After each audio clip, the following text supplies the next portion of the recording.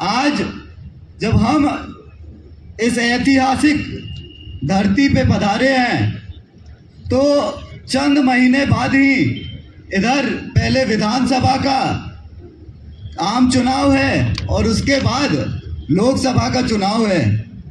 तो मेरी आप लोगों से यह आग्रह है कि ऐसे समय में यदि हम बिखरते हैं तो सबसे ज़्यादा जो नुकसान है वो हमारे समाज का होगा।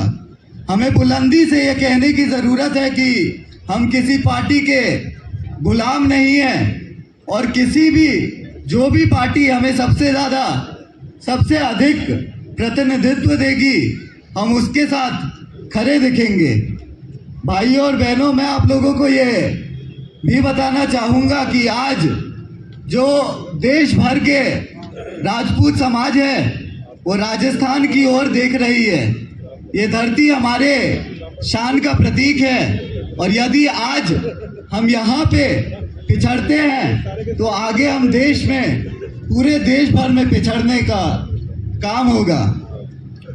आज मैं आप लोगों को ये भी बोलना चाहूँगा, ये पूछना चाहूँगा कि आखिर क्या कारण है कि आज़ादी के बाद हम लोग लगातार आर्थिक और राजनीतिक तौर पर पिछड़ते जा रहे हैं। क्या कारण है कि आज राजाओं के साथ साथ राजतंत्र की अपमान हो रही है। इस साजिश को हमें समझना चाहिए कि आखिर क्यों हमसे 70 साल में पिछले 70 साल में पहले हमसे हमारी रियासतें छीनी गई, फिर हमसे हमारी जमींदारियां छीनी गई, फिर लैंड सीलिंग लगा के हमसे हमारी ज़मीन छीनी गई और आज एक ऐसा समय आ गया है जब हमसे हमारा इतिहास छीनने की कोशिश हो रही है। कहावत है कि समर शेष है नहीं पाप का बागी केवल व्याध, जो तटस्थ है समय लिखेगा उनका भी अपराध। आज मैं आप लोगों के बीच में आया हूं और हम लोगों को इतनी समझ है कि जो शासन करने के लिए नैतिक मूल्यों को की ज़रूरत पड़ती है वो केवल हमारे समाज में हर पीढ़ी में किसी हाड़ा रानी, किसी रानी पद्मिनी, किसी रानी करुणा ने हमें देने का काम किया है। आप 400 साल राजगद्दी में बैठकर भी हमारे पूर्वजों की बराबरी नहीं कर पाए, इसीलिए क्योंकि आपके माता पिता ने आपको वो संस्कार, आपको नैतिकता का पाठ नहीं पढ़ाया। और यही अंतर है हम में और उनमें जो ओबीसी का पट्टा बांधे घूम रहे हैं। आज क्रांतिकारियों और महान पुरुषों की बोलियां लग रही है। जितने अशिक्षित हैं सभी सम्मान पाने के लिए महान हमारे इतिहास को चुराने के कोशिश कर रहे हैं, रोडों पे नंगा नाच कर रहे हैं, अपने समाज के नाम पे कालिक पुतवा रहे हैं। मुझे इन्हें भी शुभकामना है कि आप में भी कोई BR अम्बेडकर जन्मे ताकि आपको दूसरों का इतिहास चुराने की जरूरत ना पड़े।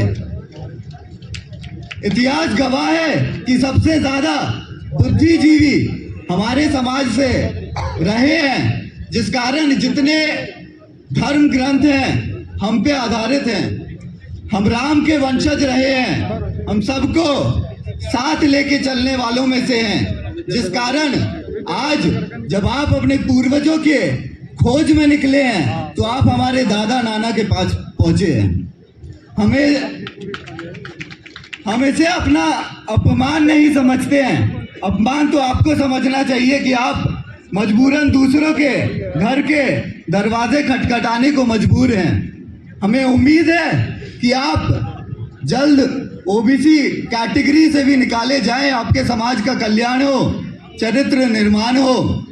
और मैं आप लोगों को बता दूं, जितने लोग आनंद मोहन जी के संघर्षों से परिचित हैं कि जिस तरीके से महाराणा प्रताप का संघर्ष रहा था, भोजन की कठिनाई, दुख भोगा। जिस रानी को फूलों के सेज पे सोना था, वे रानी पत्थर के शिला पे सोई। जिस राजकुमार को महलों में खेलना था, वो गुफाओं में रह रहे थे। और राजा ही नहीं, उनके साथ सारी प्रजा दर दर ठोकरें खा रही थी। यह अपूर्व त्याग था महाराणा प्रताप का, जिन्हें यह समझ थी कि यदि तुम कर्तव्य से खेलोगे तो परिवार खुश होगा, यदि तुम जीवट से खेलोगे तो मेवाड़ खुश होगा।